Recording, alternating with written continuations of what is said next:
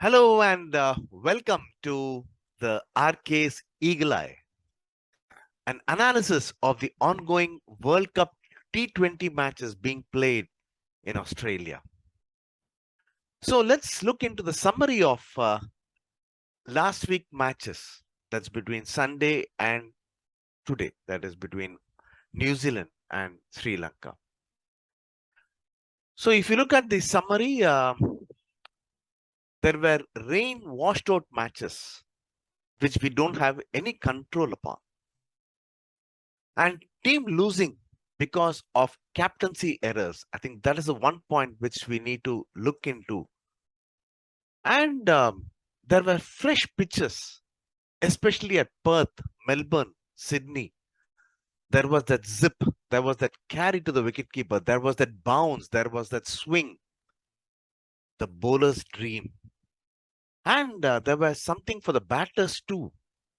So batters with a straight bat, especially playing it in the V, it yielded better results than the slog batted Hoik. So let's look into the captaincy issues, the team that lost because of captaincy errors. So first, let's look into last Sunday's match, Pakistan versus India. So bringing Nawaz in the last over means they have literally handed over the match to India in the 15th, 16th over itself.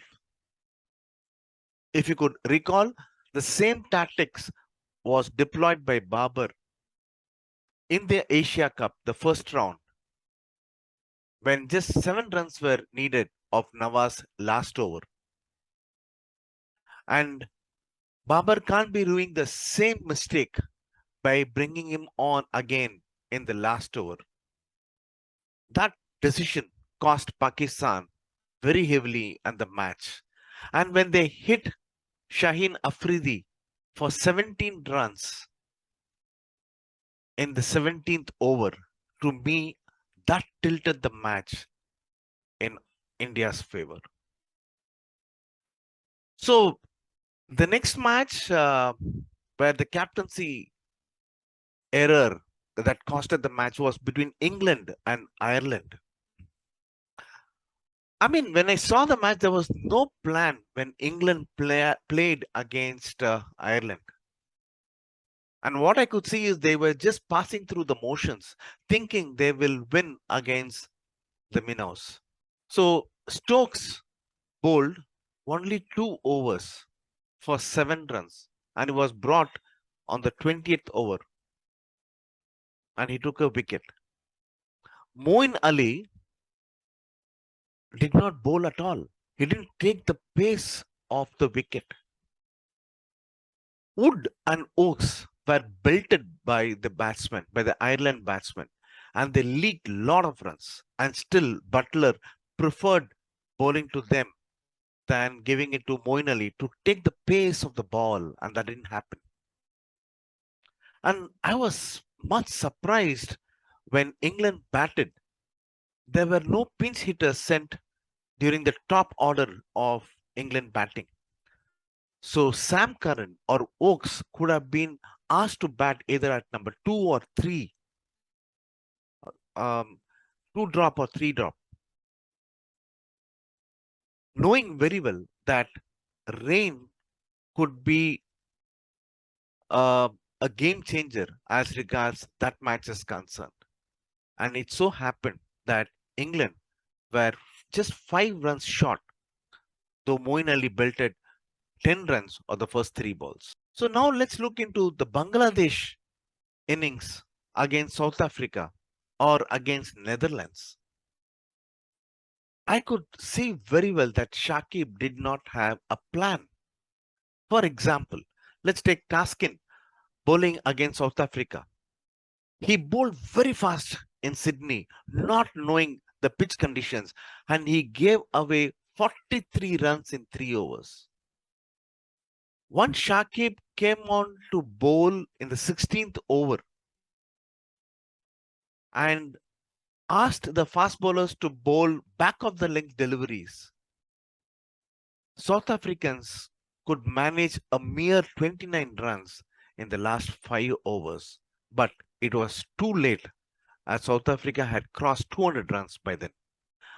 And when Bangladesh batted, they didn't show a semblance of a fight. They were supposed to hit the ball straight. Instead, they slogged, and that resulted in being all out for 101. Now, next match, Sri Lanka versus Australia.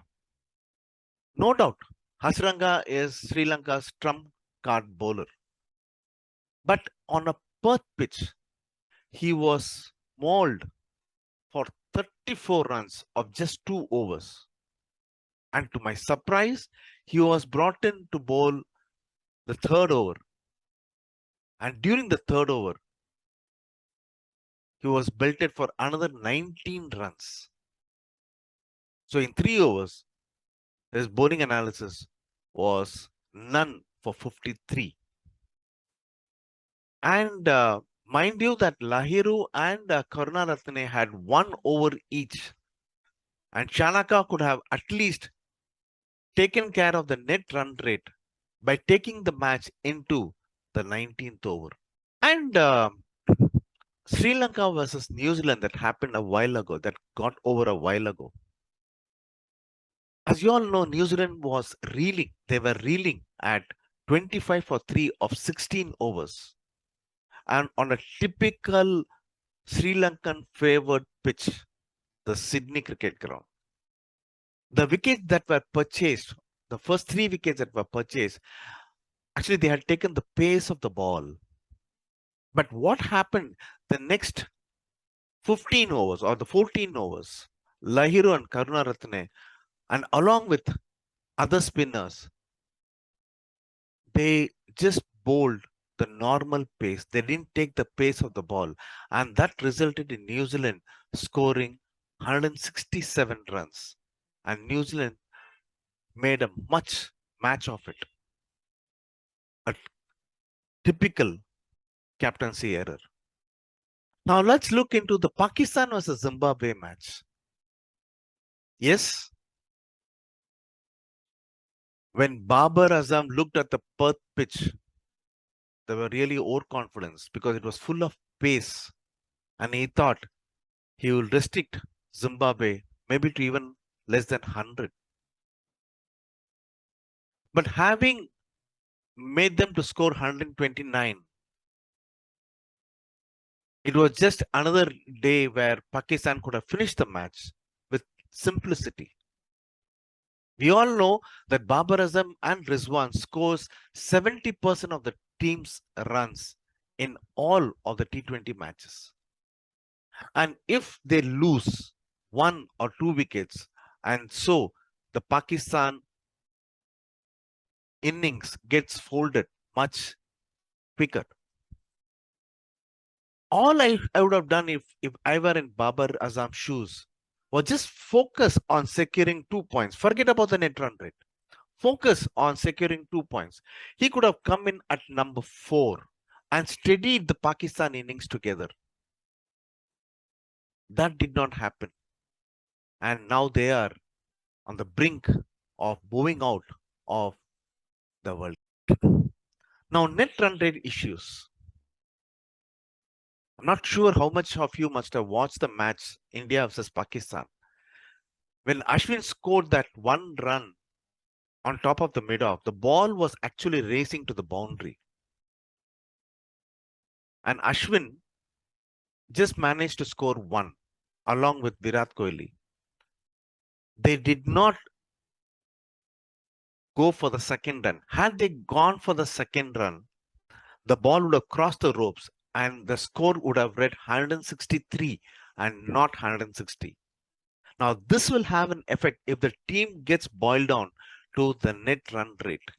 This is where I miss MS Dhoni as a leader. I've seen him many a times where he allows the ball to cross the ropes or he scores the second or the third run just to make sure that the future is also taken care of. That's the true leader of MS Dhoni. Now, issues faced by the bowling team. To be very honest, India does not have death bowlers. Let's accept it. And it's going to be a huge threat when they get into semi-finals or even into finals. Allowing Pakistan to score 40 runs with 6 wickets down in the last 4 overs. Allowing Netherlands to score 20 runs in the last 2 overs. My God, their net run rate would have really been more than 2 had these things taken care of. Secondly, England also face some death bowling issues. Will Moeen Ali bowl in such a way that you can allow Stokes, you can allow Oakes or Wood to bowl the 19th or 20th? That doesn't seem to be the story as regards England is concerned. Now let's look into the issues faced by the batters. To me, Australia has all power hitters, right from openers till the 9 down batsman. I personally feel that Green should come in at the expense of Mitchell Marsh. Green is a batsman who plays with a straight bat, and he also scores. He steadies the innings. He plays with others. He anchors the scoring shots. And he's a better batsman and bowler than Mitchell Marsh. But for some reason or the other, Mitchell Marsh is preferred over Green. So, the captains who are not in form,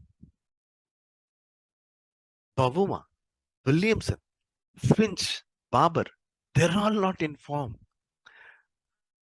So, will at least one of them take a call to sit out of the match and allow and look at the big picture, allowing batsmen like Hendricks of South Africa or Green from Australia, okay, or Bracewell at the respective spot. I'm sure it will be in their minds.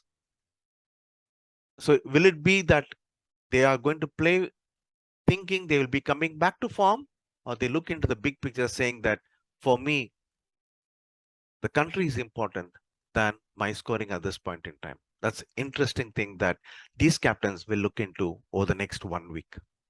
So interesting matches ahead for the next 1 week. If South Africa beats India tomorrow, now South Africa will join India for the semi-final spot. Yeah.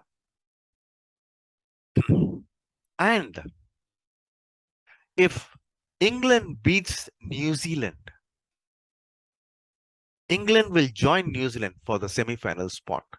So interesting matches are ahead, and I'm sure you'll be waiting to watch all these matches the next 1 week. And please don't miss the World Cup matches, and in particular, the analysis of RKs Eagle Eye every Saturday. Thank you and have a lovely week ahead. Bye-bye.